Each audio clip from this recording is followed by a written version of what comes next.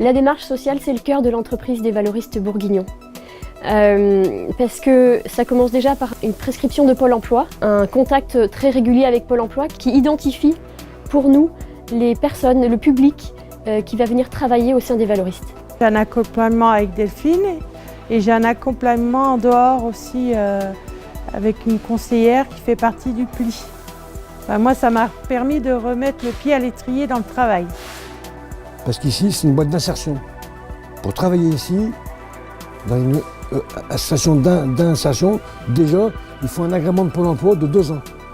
Si on n'a pas cet agrément, on ne peut pas travailler dans n'importe quelle structure d'insertion. J'ai eu à cœur, vraiment depuis le début de cette entreprise, de vouloir accueillir des personnes très éloignées de l'emploi, avec des accidents de vie particulièrement importants. Et j'ai adapté le support économique et pédagogique de l'entreprise en fonction du public que je voulais accueillir. Puis c'est une petite structure, vous avez vu, on est 4, 5.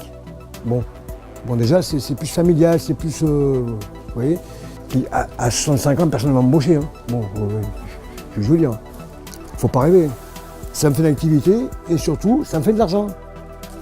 Chaque entreprise a, oui, forcément une dimension sociale dans son fonctionnement.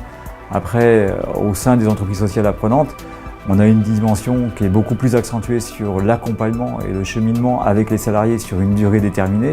On a aussi un enjeu, c'est de qualifier les personnes pendant leur parcours. C'est ce qui différencie et qui accentue la dimension sociale de ces entreprises sociales apprenantes. On a au sein de l'association un conseiller en insertion professionnelle qui va accompagner justement durant toute la durée du contrat chez nous, la personne, pour l'aider, entre autres sur, tout bêtement, sur son CV, sur la façon de se présenter.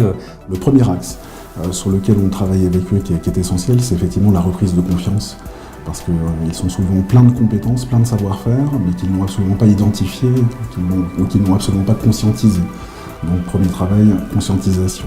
Pour les aider finalement non seulement à auto-valider, mais à faire valider à l'extérieur ces compétences, les périodes en immersion sont vraiment un outil essentiel dans la construction du parcours et de l'accompagnement, pour faire en sorte qu'un employeur extérieur puisse aussi valider ces mêmes compétences et complète le diagnostic que moi je peux en faire.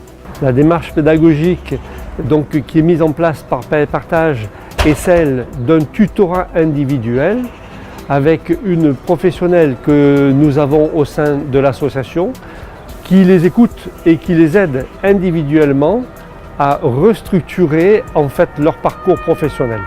La démarche sociale au chantier Pain et Partage, c'est le fait de recruter des personnes qui sont éloignées de l'emploi et de pouvoir leur proposer un parcours de formation en situation de production et un parcours d'accompagnement individualisé. Pain et Partage a dit bon, on va te donner la possibilité de que tu travailles, on va s'adapter à ton problème, à ton incapacité physique.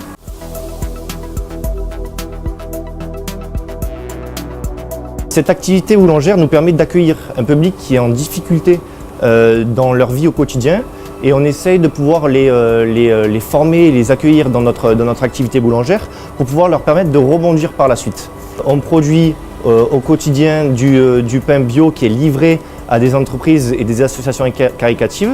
L'année dernière, nous avons collecté et recyclé 3500 m3 lors de notre première année de démarrage. C'est l'équivalent d'un immeuble de 11 étages qui n'a pas été enfoui. Nos supports d'activité autour de l'environnement sont particulièrement mobilisateurs pour créer des parcours d'insertion intéressants parce qu'on développe un rapport à la nature, un rapport à l'environnement et ça sensibilise les personnes et ça permet de mettre en place beaucoup d'actions. Nous avons fait le choix de recourir au service d'AMS pour vraiment des raisons éthiques. En ayant connaissance d'AMS, de ses objectifs, de sa finalité, ça nous est apparu comme vraiment une bonne chose d'y collaborer et de soutenir cette réinsertion.